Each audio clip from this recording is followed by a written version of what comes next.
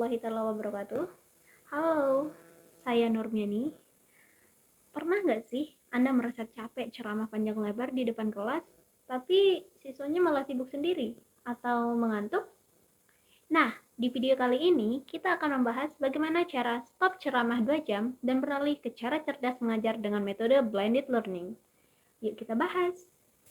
Bayangkan, Anda sudah menyiapkan materi presentasi puluhan selindia berbicara sampai tenggorokan kering selama 2 jam, tapi respon yang Anda dapatkan dari siswa hanyalah anggukan formalitas atau pandangan kosong ke arah jam dinding. Jujur saja, di era digital seperti sekarang, memaksa siswa tetap fokus mendengarkan ceramah satu arah dalam waktu lama adalah hal yang hampir mustahil. Kita tidak bisa terus menggunakan cara lama untuk mendidik generasi baru. Alih-alih bertarung melawan gawai mereka, mengapa kita tidak memanfaatkan saja gawai tersebut untuk mendesain cara mengajar yang lebih cerdas?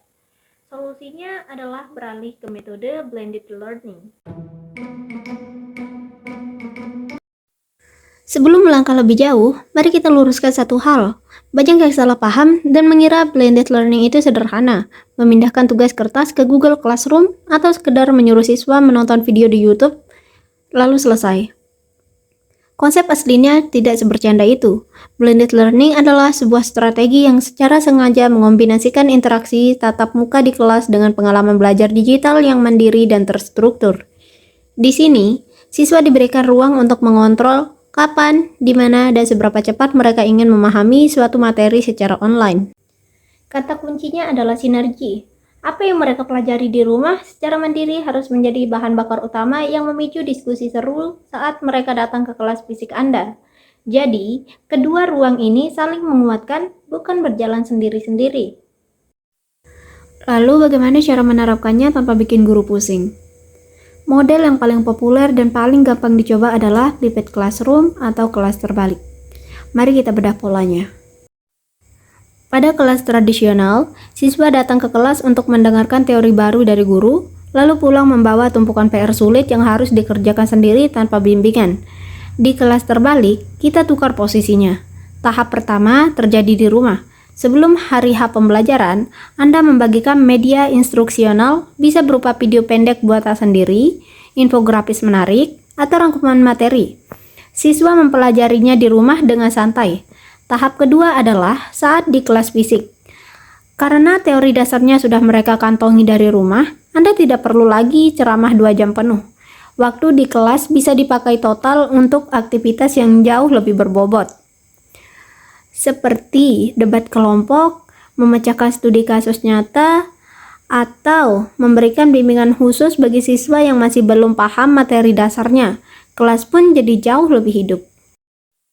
Tantangannya sekarang adalah bagaimana caranya agar siswa mau membuka dan mempelajari media digital yang kita bagikan di rumah. Kuncinya ada pada 3 aturan sederhana ini. Aturan pertama, singkat dan padat. Rentan perhatian manusia di era digital sangat pendek. Jadi, batasi video penjelasan materi Anda maksimal 7 menit saja. Aturan kedua, selipkan kuis. Berikan 1 atau 2 pertanyaan interaktif di tengah video untuk memastikan mereka benar-benar menyimak materi, bukan sekadar memutar video lalu ditinggal tidur. Aturan ketiga, berikan instruksi jelas. Akhiri media Anda dengan perintah spesifik. Misalnya, catat 1 pertanyaan dari materi ini dan bawa ke kelas besok pagi. Teknologi canggih apapun tidak akan pernah bisa menggeser posisi seorang guru yang hebat di dalam kelas. Namun, di tangan guru yang mau membuka diri pada perubahan, teknologi akan berubah menjadi alat yang sangat luar biasa untuk memantik potensi terbaik siswa. Mengubah kebiasaan mengajar memang butuh proses, tetapi hasilnya akan sangat sepadan. Jangan takut mencoba, mulailah dari 1 materi kecil untuk minggu depan, buat medianya, balik ke kelas Anda, dan rasakan energinya yang berbeda. Saya Nurmiani, terima kasih telah menonton video saya. Sampai jumpa di video panduan berikutnya. Assalamualaikum warahmatullahi wabarakatuh.